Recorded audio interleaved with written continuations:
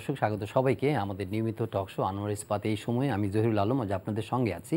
প্রিয় দর্শক, আজকে অর্থনীতির বিষয় নিয়ে আলাপ করব এবং বাংলাদেশের যে বর্তমান বাস্তবতায় ভূ রাজনৈতিক যে পরিবর্তন আমরা দেখছি বিভিন্ন দেশে, যুদ্ধ এবং কোভিড পরবর্তী সময়ে, সেখানে আমাদের সামনের চ্যালেঞ্জগুলো কী সেগুলো নিয়ে আলাপ করব। সামনে বাজেট আসছে, অর্থনীতির বিষয়গুলোও আলোচনায় আসবে। অতিমারির ছোবল কাটিয়ে ঘুরে দাঁড়ানোর চেষ্টা করছে বাংলাদেশ, কিন্তু কতটা প্রস্তুত হয়েছে তার জন্য? ইউক্রেনের এই যুদ্ধের ডামাডোলে জ্বালানি তেলের মূল্য বেড়েছে, দ্রব্যমূল্যের ঊর্ধ্বগতি দেশে। সেই হিসেবে আমাদের যে কর ব্যবস্থাপনা, সরকারের ব্যয়ের যে সামর্থ্য, সেগুলো কতটা কার্যকরভাবে বাস্তবায়িত হচ্ছে। আমাদের যে বাজেটের ক্ষেত্রে বৈদেশিক লেনদেনের ঘাটতি, সেই ঘাটতি কীভাবে আমরা মোকাবেলা করছি। বিনিয়োগের ক্ষেত্রে আমাদের যে হতাশা রয়েছে, বিশেষ করে ব্যক্তি খাতের বিনিয়োগ, সেগুলো আশানুরূপ হচ্ছে কিনা। মূল্যস্ফীতি চাপ আছে, মানুষের জীবন মান ধরে রাখতে নাভিশ্বাস উঠেছে, দ্রব্যমূল্য নিয়ন্ত্রণে সরকারের বিভিন্ন পদক্ষেপ আছে। সব কিছু মিলিয়ে আমরা আলাপ করব। তবে বিশেষ করে বর্তমান বাস্তবতায় যে বিশ্ব ব্যবস্থায় পরিবর্তন আমরা দেখছি, সেই পরিবর্তনকে সামনে রেখে বাংলাদেশ কিভাবে সেই ঝুঁকিগুলো মোকাবেলা করছে এবং সামনের দিনে যে চ্যালেঞ্জগুলো আছে সেগুলো কিভাবে মোকাবেলা করবে, সেই বিষয়গুলো নিয়ে আলাপ করবার জন্য আজ স্টুডিওতে আমন্ত্রণ জানিয়েছি বিশিষ্ট অর্থনীতিবিদ ডক্টর দেবপ্রিয় ভট্টাচার্যকে। স্বাগত আপনাকে ডক্টর দেবপ্রিয়। ধন্যবাদ জহির, আমাকে আমন্ত্রণ জানানোর জন্য এবং আপনার মাধ্যমে আপনার দর্শক শ্রোতাদের আমি আসন্ন বাংলা নববর্ষের শুভেচ্ছা জানাতে চাই। আপনাকেও বাংলা নববর্ষের শুভেচ্ছা। আমরা কোর ইকোনমিক যে ম্যানেজমেন্ট আছে সেগুলো নিয়ে কিছু শুনবো, কিন্তু সব মিলিয়ে এই সময়টা আপনি কিভাবে দেখছেন? এই 2022 সালের এপ্রিলের মাঝামাঝি সময়ে এসে যে বিশ্ব ব্যবস্থায় আমরা যুদ্ধ দেখছি, আমরা কোভিড পরবর্তী নানা চ্যালেঞ্জ দেখছি এবং ইন্টারন্যাশনাল নানা পোলারাইজেশন দেখছি, সেখানে বাংলাদেশ কোথায় আছে? এবং বাংলাদেশ সমস্যায় আছে, কারণ পরিস্থিতি জটিল হয়েছে এবং আমাদের মতো বিকাশমান অর্থনীতি, তুলনামূলকভাবে ছোট অর্থনীতি, পৃথিবীর যারা নিয়ম নীতি ঠিক করেন কিভাবে পৃথিবী চলবে, তারা যখন নিজেদের ভিতরে বাকবিতণ্ডায় বা যুদ্ধে লিপ্ত হয়ে যান, তখন এই যারা ওই নিয়ম নীতির উপকারভোগী আমাদের মতো দেশগুলো, তারা তখন সবচেয়ে বেশি সমস্যার ভিতরে পড়ে। এইটি এখন এই মুহূর্তে বাস্তবতা। এই মুহূর্তে ইউক্রেনের যুদ্ধ সবচেয়ে বড় যে বিষয়টি সামনে নিয়ে এসেছে, সেটা হলো যে পৃথিবীতে এই মুহূর্তে একটি দক্ষ, সুষ্ঠু, গ্রহণযোগ্য, অংশগ্রহণমূলক কোনো বৈশ্বিক শাসন ব্যবস্থা নাই। যেই জাতিসংঘকে আমরা এত পছন্দ করি এবং সম্মান করি, সেই জাতিসংঘের যে কাঠামো, তার ভিতরে নিরাপত্তা পরিষদ যেটা আছে, তার ভিতরে যে 5টি স্থায়ী সদস্য হিসেবে আছে, তাদের একজন যখন যুদ্ধে লিপ্ত হয় এবং বাকি 3জন যখন একজনের বিরুদ্ধে দাঁড়ায় এবং আরেকজনের সাথে যায়, তখন পুরো পৃথিবীর ভিতরে শান্তি, স্থিতিশীলতা, এই উন্নয়ন তো বটেই, এটা এক রকমের ঝুঁকির মধ্যে পড়ে যায়, এটা একটা জিম্মি হয়ে যায়। তাই হয়েছে। সেহেতু আপনি ইউক্রেনের যুদ্ধের ভিতরে, আমি বিন্দুর ভিতরে সিন্ধু দেখি, আমি দেখি এটা ইউক্রেনের যুদ্ধ না, এটা সামগ্রিকভাবে পৃথিবীর বুকে বৈশ্বিক যেই ব্যবস্থা আমাদের আছে, তার এক ধরনের দেউলিয়াত্ব, কঠিন শব্দ হয়তো হবে, কিন্তু নিঃসন্দেহে তার দুর্বলতা এবং তার অসম্পূর্ণতা প্রকাশ পেয়েছে। এবং এটার সাথে যেটা হয়েছে সেটা হলো যে পৃথিবীতে যেই পৃথিবী এখন আছে, এই যে রাজনৈতিক অথবা ভৌগোলিক ভাগ ইত্যাদি বা ক্ষমতার যে প্রতিফলন আমরা জাতিসংঘে দেখি, এটা হলো দ্বিতীয় বিশ্বযুদ্ধের পরের পৃথিবী। দ্বিতীয় বিশ্বযুদ্ধের পরে জাপান হেরে গেছে, জার্মানি হেরে গেছে, তারা স্থায়ী সদস্য হয়নি, কিন্তু হয়েছে যারা জিতেছে, মার্কিন যুক্তরাজ্য, রাশিয়া, চায়না ইত্যাদি। তো এখন আপনি দেখছেন যেটা, এটার ভিতরে জাপান নাই, এটার ভিতরে আপনার সেই অর্থে আপনার জার্মানি নাই। সেহেতু দ্বিতীয় বিশ্বযুদ্ধের পরবর্তী সময়ের যে প্রতিফলন, এই জাপান এবং জার্মানির যে উত্থান, সেটার কিন্তু কোনো পরিবেশ প্রতিফলন নাই। দ্বিতীয় যেটা হয়েছে, এটা যে শুধু 45 সালের পরের পৃথিবীরই প্রতিফলন তা না, এবং এটা 1990-এর পৃথিবীর পরের প্রতিফলনও না। 1990-91 কী হয়েছে? সোভিয়েত ইউনিয়ন ভেঙে গেছে, আপনার সমাজতান্ত্রিক বিশ্ব সেই অর্থে আপনার এক ধরনের অবস্থান থেকে বের হয়ে গেছে। চীন বা কিউবা বা ভিয়েতনাম, এই আলোচনা না করলাম, কিন্তু সোভিয়েত উত্তর পরিস্থিতির কোনো প্রতিফলন এটার ভিতরে নাই, যেটা কিছু কিছু হয়তো ইউরোপের ভিতরে, নতুন ইউরোপিয়ান ইউনিয়নের ভিতরে এটা ঘটছে। আর এর ভিতরে আপনি নেটো দাঁড়িয়ে আছে, যে নেটোটা আপনার অনেক ক্ষেত্রেই ওই দ্বিতীয় আপনার কমিউনিজমের যে শীতল যুদ্ধের সময়কার কোল্ড ওয়ারের প্রতিফলন হিসেবে এটা দাঁড়িয়ে আছে। তাহলে দেখুন, আপনার যে সমস্ত প্রতিষ্ঠান এগুলি আছে পৃথিবীতে এখন, আপনি ইউক্রেনের যুদ্ধকে কেন্দ্র করে আপনি এই পৃথিবীর এই শক্তির যে ব্যবস্থাপনা, এইটার ব্যাপারে একটা বড় ধরনের চিন্তা আসছে। সে তো যেই বিষয়টি আপনাকে বলতে চাচ্ছি, এই যুদ্ধ কিভাবে শেষ হবে এবং এর পরের বিশ্ব কি হবে, এইটা বাংলাদেশের মতো দেশের জন্য খুবই গুরুত্বপূর্ণ। কারণ হলো যে এর ভিতরে যে জিতবে বা যে হারবে, তারপরে বা যদি কোনো ধরনের সমঝোতাও হয়, কোনো শান্তি চুক্তি হয়, সেটার অংশ হিসেবে বিশ্ব ব্যবস্থা কি দাঁড়াবে, এটা একটা বড় বিষয়। আমি ছোট দুই একটা উদাহরণ দিই আপনাকে। একটা বড় উদাহরণ হলো যে পণ্যমূল্য কি হচ্ছে। দেখছেন তো পণ্যমূল্য বাড়ছে। যুদ্ধটা এরকম সময় শুরু হয়েছে যখন সবে মাত্র অতিমারি উত্তরণ করে আপনার বাজার আবার চাঙ্গা হচ্ছিল এবং চাহিদা বাড়ার সাথে সাথে আপনার তেলের চাহিদাও বাড়ছিল, তেলের দাম বাড়া শুরু করলো। এরকম সময় এটা আসলো যখন আপনার তেলের বাজারের ক্ষেত্রে, আপনার জ্বালানির ক্ষেত্রে, একটা গ্যাস এবং তেল দুই ক্ষেত্রেই একটা অনিশ্চয়তা সৃষ্টি হলো উৎপাদনের ক্ষেত্রে। তাহলে এইটা একটা বড় বিষয় যে আগামী দিনে জ্বালানির ক্ষেত্রে কী ধরনের ব্যবস্থাপনা আসবে।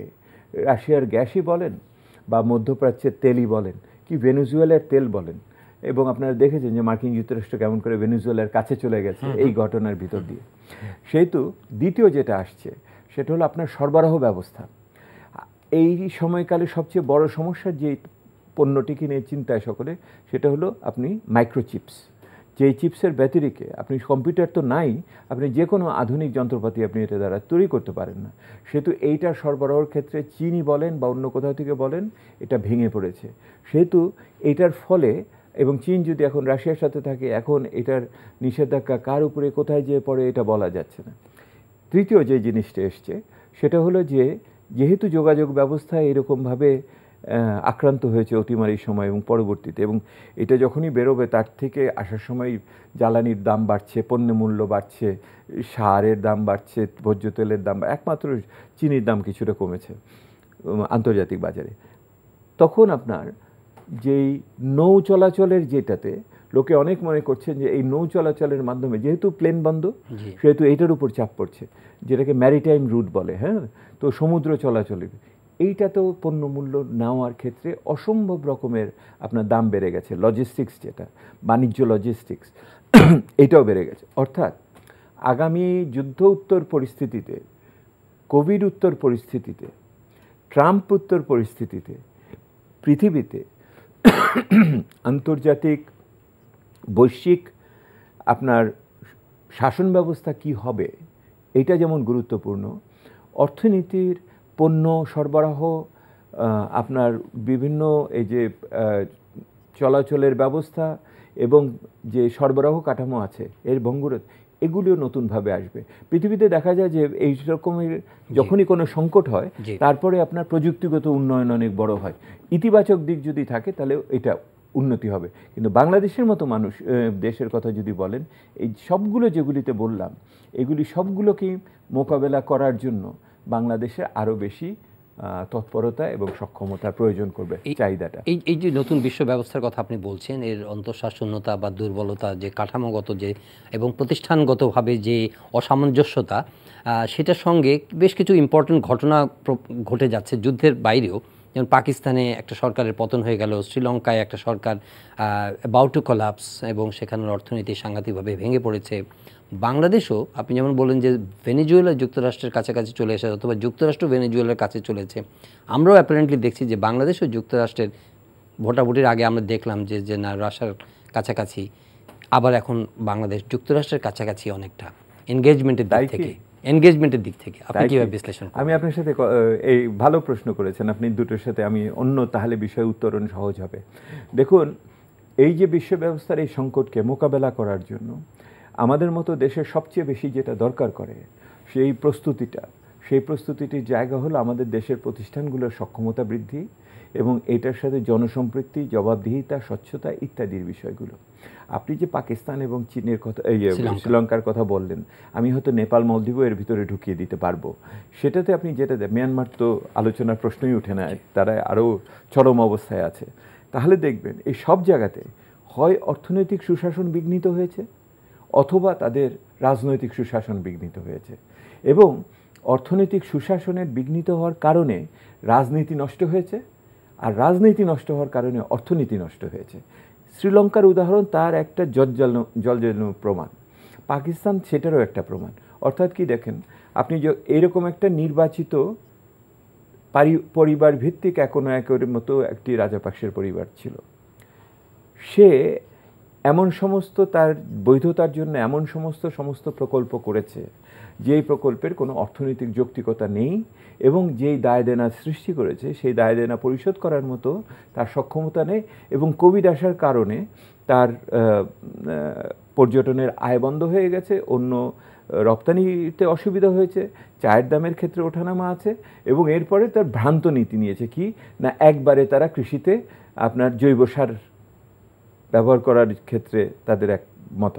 তো এই সব কিছু মিলিয়ে এমন একটা অবস্থা হয়েছে যে তারা একটা এমন জনপ্রিয় সরকার, আপনার 1 মাসের ভিতরে কীরকমভাবে ঘটে গেল। যেই শ্রীলঙ্কা বাংলাদেশের মতো দেশের কাছে 80-90 দশকে আদর্শের মতো জায়গা ছিল, প্রফেসর অমর্ত্য সেন শ্রীলঙ্কার উদাহরণ ছাড়া কথা বলতেন না যে মানব সম্পদ উন্নয়ন করা যায় মাথাপিছু আয় না বাড়িয়েও, সেইটার উদাহরণ ছিল। সে 2 দশকে যা করেছে 2 বছরে সেটাকে খুইয়ে ফেলল। ঠিক আছে, পাকিস্তানে আপনি দেখেন সে তো আরও খারাপ অবস্থায়, কারণ হলো তার অর্থনৈতিক রাজনৈতিক সুশাসনের ক্ষেত্রে তাদের সেনাবাহিনীর ভূমিকা আমরা জানি, আফগানিস্তানের কারণে তাদের অন্যান্য ঘটনা আমরা জানি, ভারতের সাথে কাশ্মীর নিয়ে আমরা জানি, এবং সর্বোপরি মার্কিন যুক্তরাষ্ট্রের সাথে যেই টানাপোড়েন এবং চীনের সাথে সম্পর্ক ইত্যাদি হয়েছে। ইমরান খান যেদিন ইউক্রেন আক্রমণ হয়েছে তারপরের দিন উনি ক্রেমলিনে যেয়ে হাজির হয়েছেন। তো এটা তো আরও জটিল একটা পরিস্থিতির ভিতরে আছে। কিন্তু ওনারা যদি রাজনৈতিকভাবে সুশাসনকে নিশ্চিত করতে পারতেন তাহলে এই সমস্ত পরিস্থিতি মোকাবেলা করা ওনাদের জন্য সহজ হতো। ইমরান খানও চীনের থেকে প্রচুর পরিমাণে টাকা নিয়েছে, আপনারা জানেন, বেল্ট অ্যান্ড রোড ইনিশিয়েটিভ ইত্যাদি। তো আমি আপনার সাথে এটা মিলিয়ে বলতে চাচ্ছি, বাংলাদেশের মতো মানুষকে দেশকে আগামী সময়টাকে মোকাবেলা করতে হলে তার সবচেয়ে বড় সুরক্ষার জায়গা হলো রাজনৈতিক সুশাসন, অর্থনৈতিক সুশাসন। এই দুটো যদি না থাকে তাহলে আমাদের যে অর্জনগুলো হয়েছে গত দশক এবং 50 বছরে, এগুলোকে টেকানো কষ্টকর হবে। এটার সঙ্গে কেবল ইন্টারন্যাশনাল কানেকশনস তো ইম্পর্টেন্ট, রিলেশনস। এখন দেখুন, ইন্টারন্যাশনাল কানেকশন যেটা আপনি বলছেন, আন্তর্জাতিক সংযোগ, সেই আন্তর্জাতিক সংযোগের একটা বড় ধরনের পরিবর্তন আমরা ট্রাম্প উত্তর যুগে দেখতেছি। এবং এখন পুতিন সম্পর্কিত ইউরোপেও এই উপলব্ধি খুবই জোরদার। সেটা হলো যে গণতন্ত্রায়নের বিষয়টি, মানবাধিকারের বিষয়টি, আইনের শাসনের বিষয়টি এখন খুবই গুরুত্বপূর্ণ হয়ে দাঁড়াচ্ছে। এবং এটা শুধুমাত্র ভূ রাজনৈতিক বা নিরাপত্তাজনিত বিষয় না, এটাকে এখন আপনার বাণিজ্যের সাথে যুক্ত করা হচ্ছে, বিনিয়োগের সাথে যুক্ত করা হচ্ছে, পরিবেশ সংরক্ষণের সাথে যুক্ত করা হচ্ছে, নারীর অধিকার ইত্যাদি তো আছেই, সংখ্যালঘুদের অধিকার ইত্যাদি। তো এই জিনিসটা বাংলাদেশকে অস্বীকার করার কোনো জায়গা নেই। প্রিয়, আপনি গভর্নেন্স ফেলিওরের কথা বললেন, by and large Sri Lanka in many forms, Pakistan এবং শ্রীলঙ্কা, বাংলাদেশ কোথায় আছে? দেখুন, আমি তো আপনাকে বিরতির আগেই বলছিলাম যে এই যে জটিল বিশ্ব পরিস্থিতি, করোনা উত্তর পরিস্থিতি, এখানে অভ্যন্তরীণ যে বাজার পরিস্থিতি, রাষ্ট্রের যে সক্ষমতার পরিস্থিতি, এখানে সুশাসনের ব্যতিরিকে আর কোনো সমাধান নেই। এখন বাংলাদেশের দিকে আপনি তাকিয়ে দেখেন, বিগত সময়কাল কয়েক মাস ধরে আপনার বাজারের পরিস্থিতি তো অত্যন্ত সংকটজনক। কারণ হলো আপনার পণ্যমূল্য যেভাবে বাড়ছে এবং বেড়েছে, এবং এটাকে মোকাবেলা করার জন্য রাষ্ট্রযন্ত্র এবং সুষ্ঠু বাজার ব্যবস্থাপনা, এই দুটো মাধ্যমেই করার ক্ষেত্রে আমরা কোনো সুফলের মধ্যে পাইনি। অর্থাৎ নিম্ন মধ্যবিত্ত যেইভাবে তাদের যেটুকু আয় বেড়েছিল তার চেয়ে অনেক ব্যয় বেশি হওয়াতে তার শুধু যে জীবনমানের ক্ষয় হচ্ছে তা না, তার শিক্ষা, স্বাস্থ্য ইত্যাদি বিষয়গুলো এখন বড়ভাবে প্রকটভাবে আসছে। বাংলাদেশের গত 10-12 বছরের সবচেয়ে বড় শক্তির একটা জায়গা ছিল, যেটা হয়েছে এবং বর্তমান সরকারের আমলেই হয়েছে, সেটা হলো একটা নব্য মধ্যবিত্ত গড়ে উঠেছে। এই নব্য মধ্যবিত্ত বিভিন্ন বিনিয়োগ সরকারি প্রতিষ্ঠানে এবং বিশেষ করে ব্যক্তি খাতে তারা কর্মরত হয়েছে, এবং একটা বড় অংশ অপ্রাতিষ্ঠানিক খাতেও আছে। হ্যাঁ, এটার ভিতরে কিন্তু এই যে বাজারের যে দ্রব্যমূল্য যেভাবে হয়েছে, খাদ্যপণ্য মূল্যের বৃদ্ধি, এইটা তাকে ওই যে যারা এগিয়ে ছিল গত 10-12 বছর তাদের অনেক পিছিয়ে ঠেলে দিবে, এবং এই পিছনে ঠেলে দেওয়ার সাথে কোভিড যুক্ত হয়ে তাদের পুষ্টি, তাদের মানে শিক্ষা, স্বাস্থ্য ইত্যাদি বিষয়গুলি এটা হবে। এবং তাদের অনেকের ক্ষেত্রে আমরা জানি, আমাদের গবেষণার সংখ্যা দিয়ে আপনাকে ভারাক্রান্ত করতে চাই না, তাদের যেটুকু সঞ্চয় ছিল তারা অনেকেই সঞ্চয় ভেঙেছে। বিভিন্ন জায়গায় তারা প্রভিডেন্ট ফান্ড বা অন্যান্য যাদের সুযোগ ছিল সেখান থেকে তারা ঋণ নিচ্ছে। আমরা একটা গবেষণা করেছি, সেই দেখা যাচ্ছে যে প্রত্যেকটা পরিবারের দায় দেনা এরকম দাঁড়িয়েছে যে তারা অনেকেই তাদের নিজের স্বর্ণালঙ্কার থেকে আরম্ভ করে অনেক কিছু বিক্রি করেছে, জমি জমা, ঢাকাতে থাকতে পারছে না, বাইরে আবার নিয়ে যাচ্ছে, যেটা কোভিডের সময় হয়েছিল। দেখা যাচ্ছে অন্তত 3 থেকে 5 বছর লাগবে যদি স্বাভাবিক জীবনে থাকে এই দায় দেনা তাকে শোধ করতে হলে। সে পিছিয়ে গেছে 3 থেকে 5 বছর অন্তত এটার ভিতরে। তো বাংলাদেশের এখানে আপনি লক্ষ্য করে দেখেন যে বাজারের যে অবস্থা, এটাকে মোকাবেলা করার জন্য অর্থনৈতিক যে কতগুলি পদ্ধতি আছে, সেই পদ্ধতিগুলো সরকার যদিও বা নেয়, অনেক দেরি করে নেয় এবং অপর্যাপ্তভাবে নেয়। এবং যেটুকু আপনি কি বলে করেন যে শুল্ক সমন্বয় করেছে, আমদানি সহজ করেছে, ভর্তুকি বাড়িয়েছে, টিসিবির পণ্য বিক্রি করছে, এগুলো কি পর্যাপ্ত? যে শুল্ক সহজ করেছে ইত্যাদি, আপনার মানে মানে শীতের গীত তো বসন্তে গাইলে হবে না, বুঝেছেন? আপনি বসন্ত পার করে এসে যদি শীতকালের কথা বলেন, কম্বল দেন, তাহলে তো এটা কোনো কাজে দিবে না। আপনাকে আমি উদাহরণ হিসেবে বলি যে এই কাজটা যদি সে তথ্য উপাত্তের ভিত্তিতে বিশ্লেষণ করে সমস্যা একটা হতে পারে অস্বীকারের মনোভাবের ভিতরে না থেকে যদি সে কাজে করত, এটা তাহলে বাজারের ভিতরে অনেক সময়কালেই পণ্যমূল্য যে পণ্যটা আসতো, বিশেষ করে ভোজ্য তেলের ক্ষেত্রে, এই দামকে সে নিয়ন্ত্রণ করতে বা প্রভাবিত করতে পারত। এত লোককে আপনার নিয়ন্ত্রিত মূল্যে খাদ্যপণ্য দিতে হবে এই বিবেচনা। কারণ দেখেন, সরকার কিন্তু গত বছরের আগের বছর আমরা যখন বলেছি নতুন দরিদ্র সৃষ্টি হয়েছে, সরকার বলছে কিছু হয়নি, অস্বীকার করলো। তো এই নতুন দরিদ্র তো টিসিবির লাইনের সামনে দাঁড়াচ্ছে, সেহেতু টিসিবি ট্রাক যে একটা না 100টা লাগবে, এই মূল্যায়নটাও সরকার ঠিক মতো করে। এর মধ্যে স্বীকৃতিতে এসেছে যে নতুন 1 কোটি লোককে যে খাদ্য সহায়তা দিবে। আমি আবার ফিরে আসি, আপনি যেহেতু 1 কোটি লোকের কথা বললেন, দেখুন এই 1 কোটি লোককে খাওয়ানোর কথা, মানে খাদ্যদ্রব্য 330 টাকা করে প্যাকেট বানিয়ে দেওয়ার কথা, এটা করার কথা রোজার 15 দিন আগে। রোজা পার হয়ে গেছে 10 দিন, এখন পর্যন্ত তো আপনি পুরোটা করতে পারেননি। স্মরণ করে দেখেন, নেত্রী তখন দিতে চেয়েছিলেন 50 লক্ষ মানুষকে অতিমারির সময়, ওনারা 35 লক্ষর বেশি মানুষের নাম ঠিকানা খুঁজে ঠিক করতে পারেননি। চিন্তা করে দেখেন, বাংলাদেশে 2 কোটির উপর বেকার, মানে দারিদ্র সীমার নিচে মানুষ, আপনি দিতে পারছেন না তাদের খাওয়া, মানে দিতে চাইছেন, দিতে পারছেন না। আপনি বুঝছেন সক্ষমতার জায়গাটা কোথায়? এইটি আমি বলতে চাচ্ছি যে সরকারের আকাঙ্ক্ষা থাকলেও সক্ষমতার অভাবে সে এটাকে বাস্তবায়ন করতে পারে না। এখন দেখুন, এই যে 1 কোটি পরিবারকে আপনি দিবেন, এরা কি আগে সেই 50 লক্ষ থাকবে?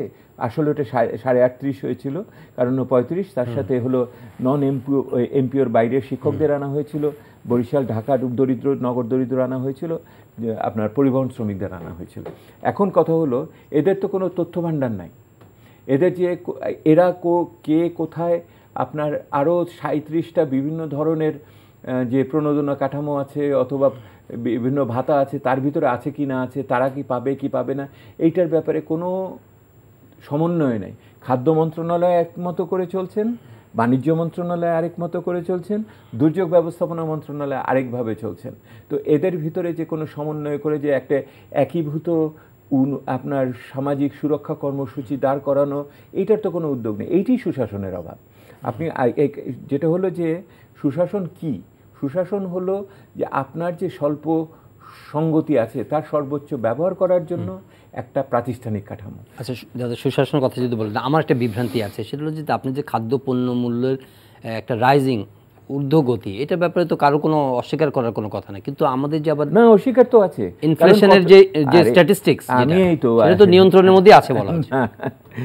আপনারা কি জানেন যে যেই মূল্যস্ফীতির হিসাব দেওয়া হয়, মূল্যস্ফীতির হিসাব তো হয় যে এক একটা খানাতে কি কি পণ্য সে ভোগ করে সেইটার একটা কাঠামোর উপর প্রাগৈতিহাসিক মূল্য, তারপরে দাম ঠিক করে তারপরে করা হয়।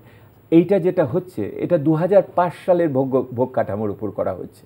অর্থাৎ আপনি যদি 2005 সালের হিসাবে এটা করেন, এটাতে যে গত 17 বছরে যে আপনার ভোগ কাঠামোর ভিতরে পরিবর্তন হয়েছে, কি কি নতুন পণ্য এটার ভিতরে এসেছে, আর পুরনো পণ্য আপনি আরও কম যেটা ভোগ করছেন খাওয়া সহ, সেটার কোনো প্রতিফলন এনে নেই, মূল্যস্তরেরও প্রতিফলন নেই। এটা দিয়ে সরকার মানে আত্মবিভ্রান্তির সৃষ্টি করা ছাড়া আর কিছু নেই। আমি আপনাকে উদাহরণ হিসেবে বলি, আপনার স্মরণ আছে গত বছর এই যে চালের ঘাটতি এবং না চাল উদ্বৃত্ত এই বিতর্ক হয়েছিল। এটার উৎস কী ছিল? উৎস ছিল একজন দেশপ্রেমিক পেশাজীবী, তিনি সরকারকে খুশি করার জন্য সম্ভবত চালের উৎপাদনের পরিমাণ অত্যন্ত বাড়িয়ে বলেছিলেন। সেই চাল বাজারে খুঁজে পাওয়া গেল না। কৃষিমন্ত্রী খাদ্যমন্ত্রী বলেন কই চাল কোথায়, তো দেখছি না, এত যদি উৎপাদন হয়ে থাকে। ওইটা একটি অসত্য পরিসংখ্যান ছিল। ওই অসত্য পরিসংখ্যানের ভিত্তিতে সরকার পরিচালিত হয়ে সে পরে যখন আমদানি করতে চাইলো তখন সে আর পারল না। এইটি সমস্যা। সুশাসনের অভাবটা হলো এইটাই যে আপনার কাছে তথ্য উপাত্ত সঞ্চালন হচ্ছে কিনা এবং আমি আলগা আলগাভাবে সিদ্ধান্ত না নিয়ে যৌথভাবে সমাজের জন্য সবচেয়ে যেটা ভালো সেই সিদ্ধান্তটা নিতে পারছি কিনা, এই ক্ষেত্রেই সমস্যা আমি দেখি। কিন্তু এখন যেই অবস্থার মধ্যে আমরা আছি সেটাকে কি পাকিস্তানের কথা বাদ, শ্রীলঙ্কার সঙ্গে যদি আপনি তুলনা করেন, ওখানে তো ফাইন্যান্সিয়াল ম্যানেজমেন্টের ক্ষেত্রে একটা বিশাল একটা কি বলবো যে চরম একটা দুর্বলতা ফুটে উঠেছে। আমাদের এখানে তো আমরা মোটামুটি অ্যাসিওর্ড হচ্ছি। আপনি কি মনে করেন অর্থনীতিবিদ হিসেবে? আমি শ্রীলঙ্কাতে আমার প্রচুর বন্ধুবান্ধব আছেন, স্বাধীন বিশ্লেষক আছেন। তারা 3 বছর আগে কি বলেছে আপনি একবার একটু খুলে দেখেন। তখন তাদেরও একই রকমভাবে অস্বীকার করা হয়েছে, তাদের দেশদ্রোহী আখ্যা দেওয়া হয়েছে, তারা দেশপ্রেমিক না, দেশের উন্নতি চায় না, ইত্যাদি ইত্যাদি তাদের কাছে বলা হচ্ছে। বা আপনি তারপরে বাংলাদেশের সাথেও মিলিয়ে দেখেন, তারপরে আজ থেকে আমি না থাকি আপনি তো থাকবেন, আপনি অনেক তরুণ মানুষ, তখন আপনি দেখবেন যে এটা সত্য কি। আমি তো বললাম শ্রীলঙ্কাকে উঠতে 2 দশক লেগেছিল, পতন হতে 2 বছর লেগেছে। আমার 20-22% ছিল আপনার বৈদেশিক দায় দেনা পরিস্থিতি। আমরা আত্মতুষ্টিতে থাকি, প্রত্যেক বছর 1.5% করে বাড়ছে। আপনার 2026-27 সালে এটা একটা ক্রিটিক্যাল অবস্থার ভিতরে যাবে। আমরা আগে বৈদেশিক সাহায্য নিতাম $2 বিলিয়ন করে, $200 কোটি নিতাম, এখন নিই $700 কোটি। আপনার ওই পুরোটাই আসে প্রায় হলো সাশ্রয়ী আসে না, অনুদানও আসে না, রেয়াতি সুদেও আসে না। আমরা বড় ধরনের ধার করছি, সেই ধার শোধ করবেন। আপনি প্রকল্প করেছেন, মানে ধার নিয়েছেন 5 বছরের জন্য, আর প্রকল্প চলবে 15 বছর 20 বছর ধরে। আপনার সাথে আমরা এটা ইংরেজিতে বলি যে ফ্লো অফ বেনিফিট। হ্যাঁ, আপনার যেটা সুবিধাটা আসবে সেই সুবিধাটা আসবে অনেক বড় সময় ধরে, কিন্তু টাকা শোধ দিতে হবে ছোট সময় ধরে। এইটার ভিতরে সময়ের বৈপরীত্য সৃষ্টি হয়। এই শ্রীলঙ্কা 2 বছর 5 বছর 3 বছর আগে 4 বছর আগে আপনার শুধু যে বৈদেশিক সাহায্য তা না, সে তার সভরেন বন্ড বিক্রি করে ডলার তুলেছে, ডলারের মূল্যে, যেটাকে তাকে দিতে হবে, যেটাতে সে খেলাফি হয়ে গেল। এবং আমাদের তখন বলা হয়েছে যে আমরা কেন শ্রীলঙ্কার মতো করছি না, শ্রীলঙ্কা আমাদের চেয়ে ছোট দেশ, দুর্বল দেশ। আমরা বারবার সাবধান করেছি এটার ভিতর ঢুকেন না এখনই। আপনার বললেন না আমাদের বিদেশি মুদ্রার মজুদ অনেক ভালো আছে, দেখুন বিদেশি মুদ্রা মজুদ কতখানি আছে। আপনার এই মুহূর্তে যে মজুদ আছে আর টাকার দর পতন হচ্ছে, লক্ষ্য করে দেখেন। আপনার ক্রমান্বয়ে টাকা আপনার খোলা বাজারের সাথে 2 টাকা 3 টাকা 4 টাকা করে পার্থক্য বাড়বে এখন। হ্যাঁ, এবং টাকার আপনি ডিভ্যালুয়েশন মানে অবনমন করাতে চাচ্ছেন না, কারণ হয়তো মনে করছেন এর ফলে আমার আমদানিকৃত পণ্যের দাম বাড়বে, আবার হয়তো মূল্যস্ফীতি হবে। তাহলে এটাকে আটকানোর জন্য আবার যারা রপ্তানি করে তারা মনে করছে পাচ্ছে না, সেজন্য রেমিটেন্স এবং রপ্তানির জন্য আপনি তাদের ভর্তুকি দিচ্ছেন। ওই ভর্তুকির টাকা কিন্তু বিরাট টাকা। আলাপ করে যদি সুযোগ দেন ভর্তুকির আলাপ করব। এই বছরের ভূত হলো ভর্তুকি, এবারের অর্থ বছরের ভূত ভর্তুকি। যে সেইটাতে সে যে এটা হচ্ছে, কিন্তু তার তো এত ডলার আছে, সো সে স্টেরিলাইজেশন করে না কেন? ইকোনমিক্সের টার্মটা হলো স্টেরিলাইজেশন, অর্থাৎ আপনি এটাকে শৌচ করবেন। কিভাবে সহ্য করবেন? শোধন করা, হ্যাঁ, শোধন করবেন আর কি। তো সেটা কিভাবে শোধন করবেন? আপনি যদি প্রভূত পরিমাণে ডলার বাজারে ছাড়তেন আপনার ওই রিজার্ভের থেকে, তাহলে টাকার সাথে ডলারের মূল্যমান আপনার স্থিতিশীল হতো। কিন্তু আপনার তো এত টাকার পরে আপনি তো সাহস করছেন না। গত বছর মাত্র বোধহয় $2 বিলিয়ন মতো বাজারে ছেড়েছিল। এই বছর আমরা তো এখনও মানে এই সময়কালে আর দেখছি না। তাহলে এত মজুদ তাহলে কেন কাজে দিচ্ছে না? তার মানে হলো মজুদের ভিতরেও আপনার সাম্প্রতিককালে পতন ঘটছে। এইটা দেখেন একটা। আর আপনি যে ইয়ের কথা আমি বললাম যে সরকার যে এরপরে যে মানে এখানে যে ভর্তুকি দিবে। আচ্ছা দাদা, ভর্তির প্রশ্নটা আসার আগে যে আপনি ডেট সার্ভিসিং এর কথা যেটা বললেন, রিপেমেন্টের আমরা লম্বা সময় ধরে প্রকল্প বাস্তবায়ন করব, কিন্তু আমাদের রিপেমেন্টের টাইমটা অত দীর্ঘ নয়। যখন আরেকটা শুরু হয়ে যাবে তখন কিন্তু আমাদের এই বার্ডেনটা ইকোনমিকে এটা তো শুরু হচ্ছে আস্তে আস্তে, এবং ইকোনমিতে এই বার্ডেন আপনার আসছে, এবং এই দায় দেনার পরিস্থিতি এখন ক্রমান্বয়ে আপনার বলা হয় যে 52% যদি পর্যন্ত দেশজ আয় না যায়, আপনি অলরেডি 40 ক্রস করেছেন। আপনি শুধু দেখবেন এই গত 10 বছরে আপনি কেমন করে ডবল হয়ে গেছেন, বুঝেছেন? আপনি 10-12 বছরে আগে যা ছিল 15-17% থেকে এইটা চলে এসছে কত। আপনি বলছেন এখনো এত বাকি আছে, আর আমি বলছি আপনি কত থেকে কততে চলে আসলেন লক্ষ্য করে দেখেন কি সময়। আমাদের ফরেন ডেট, ওদের তো শ্রীলঙ্কা তো 100 বিলিয়নের উপরে ফরেন ডেট। ওদের শ্রীলঙ্কাতে যেটা হয়েছে, ওদের দুইটা সমস্যা হয়েছে, ইফ নট তিনটা। একটা হলো যে ওদের ফরেন ডেট 5-6 মাস আগেও ছিল তাদের জিডিপি 96%, এখন এটা বেড়ে 120-30-এর মতো হয়েছে। এটা ওদের আরো বড় সমস্যা ছিল। আমাদের না, আমার 10-15 এর মধ্যে না, আমার এখন 40-এর উপরে হয়ে গেছে। হ্যাঁ, এবং এটা কদিন আগেও আমার মানে এটাও তো তথ্য উপাত্তের ক্ষেত্রে তো আমাদের বড় ধরনের সংশয় আছে যে আপনি যে সমস্ত তথ্য নৈরাজ্য বলেন, আমি তথ্য নৈরাজ্য বলি, তথ্যের অন্ধত্ব বলি। মানে এটা তো আমি আপনাকে ওই চালের হিসাব দিয়ে আপনাকে বুঝালাম মূল্যস্ফীতিতে। আমি যেটা বলছি যে আপনার হিসাব কিতাবের ভিতরে ওই যে সাপ্লায়ার্স ক্রেডিট যেগুলো আছে, যেগুলিকে অনেক সময় আমরা মানে বৈদেশিক বাণিজ্য লেনদেন বা বৈদেশিক সাহায্যের তালিকার ভিতরে নেই না। এটা অনেক সময় অফ বাজেট ফাইন্যান্সিং বলে, অর্থাৎ বাজেটের বাইরে থেকে যেটা বাজেটের ভিতর দেখা যায় না, এগুলির ভিতরে ফাইন্যান্সিং হয়। ওগুলো আইএমএফ দিয়ে আপনি ঠিকমতো চেক করলে পরে, ওই যে কিছুদিন আগে আইএমএফ ধরেছিল না আপনার, যে আপনি যেগুলোকে রিজার্ভে দেখাচ্ছেন ওগুলো রিজার্ভ দেখানোর কথা না, কারণ এটা নিষ্কণ্টক না টাকা, ইত্যাদি ইত্যাদি। এরকম ঘটনা ঘটবে আমাদের যদি এগুলিকে যদি ডাক্তার দেখানো শুরু করি, স্টেরিলাইজ করতে যান। আমি যদি এটাকে আসলে স্ট্রেস টেস্ট করি, এটা যদি আমরা এটার ভিতরে ঢুকি এটা। কিন্তু আমি ভর্তুকির কথা আপনাকে বলি, দেখেন ভর্তুকির কি সমস্যা। ভর্তুকি এবং আমার সুদ আসলে ডেট সার্ভিসিংয়ে এই বছর রাজস্ব বাজেটের প্রায় 55% চলে যাবে, বুঝেছেন? আর যদি এর সাথে বেতন ভাতা ধরেন তো 90%-এর উপরে। খুব সামান্যই টাকা থাকবে যেটা দিয়ে আপনি উন্নয়ন প্রকল্প করতে পারবেন, বুঝেছেন? এখন এই যে এত ভর্তুকি আপনি ধার নিব ইয়ে থেকে, সঞ্চয়পত্র থেকে, আপনি তো সঞ্চয়পত্রে ধার না, আপনি তো অলরেডি বাজেটারি সাপোর্টে 50 কোটি টাকা আপনি ডলার আপনি বিশ্বব্যাংকের কাছ থেকে নিয়েছেন, সেটা তো আছে। কিন্তু দেখেন আপনি কি হয়েছে, যেহেতু আপনি গত সময়কালে প্রবৃদ্ধি হয়েছে, এবং আমি বলেছি সাম্প্রতিককালেও যে এটা একটা অদ্ভুত দেশ, সেখানে প্রবৃদ্ধি হয়েছে মানে আয় বেড়েছে কিন্তু কর আদায় বাড়েনি। তো আয় যদি বেড়ে থাকে তো কর বাড়ে না কেন? আবার যদি প্রবৃদ্ধি হয়ে থাকে বিনিয়োগ বাড়ে না কেন? তো বিনিয়োগ ছাড়া প্রবৃদ্ধি হয় কেমন করে? এটা তো আরেক বিতর্ক আর কি, তথ্য নৈরাজ্যের আরেক উদাহরণ। কিন্তু আপনি দেখেন, যেহেতু আপনি কর আদায় করতে পারেননি, অর্থাৎ যেই লোকগুলোর আয় হলো, যদি ধরেই হই আয়, তারা আপনার কর দেয় না, তারা আপনার কানাডাতে বাড়ি কিনে, হ্যাঁ, তারা আপনার দুবাইতে বাড়ি কিনছে। দুবাই এখন বাংলাদেশিরা সবচেয়ে বড় বিনিয়োগকারী। তারা এমন টাকা যে কানাডাতে পাঠাচ্ছে, যে কানাডার সরকার এতদিন এটাকে ভালো মনে করত, এখন তাদের মানে আবাসনের দাম এত বেড়ে যাচ্ছে, তাদের নিজেদের লোক কিনতে পারছে না দেখে তারা 2 বছরের জন্য বিদেশিদের উপর নিষেধাজ্ঞা দিয়ে দিয়েছে। আমার ধারণা বাঙালিরা এটার জন্য কিছুটা দায়ী। এখন টার্কিতে কেনা শুরু হয়েছে, মালয়েশিয়া না। সো আপনি যে আয়টা হয়তো হয়েও থাকে, তারা সাধারণ মানুষ, গরিব মানুষের কাছে এটা পৌঁছায় নাই। বৈষম্যটা এরকমভাবে বেড়েছে। হ্যাঁ, যদি আপনি প্রবৃদ্ধি হয়েও থাকে, কর আদায় না হওয়াতে আজকে যখন আপনার ভর্তুকি দেওয়ার প্রশ্ন উঠছে, আপনি ভর্তুকি দিতে পারছেন না, তখন আপনার কি হচ্ছে, কারণ হলো আপনাকে এই মুহূর্তে মূল্যস্ফীতিকে আটকানোর জন্য ভর্তুকি, প্রত্যক্ষ আর্থিক সহায়তা, টিসিবির মাধ্যমে ন্যায্য মূল্যে জিনিসপত্র বিক্রি করা, এটা একটা মানে এটা অকখ অর্থনীতির অকখ, সেটা করার মতো আপনার সামর্থ্য নাই। আমি বলতে চাচ্ছি বিগত সময়কালে অর্থনৈতিক সুশাসনের জন্য প্রয়োজনীয় সংস্কারগুলো না করাতে এখন এইটার ফাঁদে সরকার নিজে পড়েছে।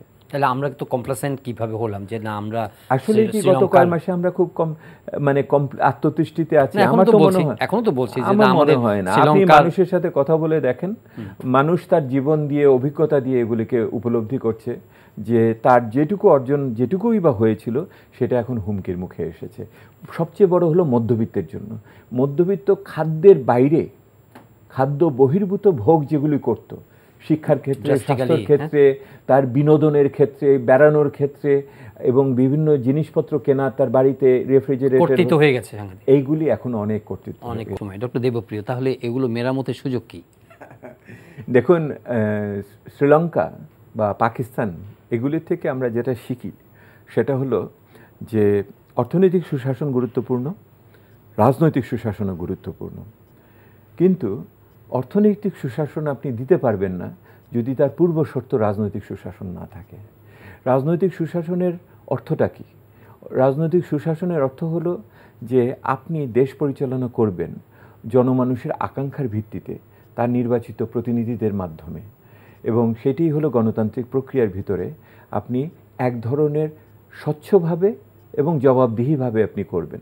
এই যে আমরা সবসময় বারবার করি যে অংশগ্রহণমূলক নির্বাচন এবং তৎপরবর্তী নির্বাচন মানে রাষ্ট্র পরিচালনার ক্ষেত্রে জনমানুষকে সাথে রাখার ব্যাপার রয়েছে, তাদের কথা শোনার ব্যাপার রয়েছে, অস্বীকার করার দরকার নেই। সেটার সবচেয়ে ভালো উদাহরণ শ্রীলঙ্কা। দেখেন, নির্বাচন করেই জিতেছিল, রাজাপাকসে পরিবার নির্বাচিত হয়ে এসেছিল, কিন্তু তার বিচ্ছিন্নতাকে কিন্তু আপনি আটকাতে পারেন নাই, কারণ তাদের মনোভঙ্গির কারণে। কারণ তারা নিজেদের এত বড় মনে করেছিল নিজেদের যে তারা সব জানে, সব বুঝে এবং তারাই মানে রাজকীয় পরিবার হিসেবে দেশ চালাবে। সেইটা অপ্রাসঙ্গিক হবে কিনা? প্রেসিডেন্ট পুতিনও কি খুব জনসম্পৃক্ত? একই রকম যে ঘটনা, রাশিয়া এবং পুতিন নিঃসন্দেহে দুটো ভিন্ন বিষয়। পুতিন যা করেন সেটা তো সবই যে রাশিয়ার জনগণের ব্যাপক মানুষের সমর্থনে করেন এটা তো বলতে পারবো না। যিনি এত বছর ধরে, এক দশক ধরে রয়েছেন এবং আরও কয়েক দশক থাকবেন, আপনি সংবিধান সংশোধন করেছেন। দেখুন, এটা যদি উনি যদি পূর্ণ মানে নিয়ন্ত্রণের সত্যতার উপর অবস্থান করতেন, তাহলে তো উনি 2 দিনে কিয়েভে পৌঁছাবেন মনে করেছিলেন। এখন তো মাস পার হয়ে গেল, উনি ওখানে তার মানে হলে ওনাকেও ঠিকমতো তথ্য উপাত্ত দিয়ে তাহলে উনি পাননি, তাহলে বিচ্ছিন্নতা সৃষ্টি হয়। এই বিচ্ছিন্নতা রাজাপাকসেরও হয়েছে, এই বিচ্ছিন্নতা ইমরান খানেরও তৈরি হয়েছে, এই বিচ্ছিন্নতা কিছু কিছু আমাদের নেপালেরও বামপন্থী নেতা এবং অন্যান্যদের হয়েছে।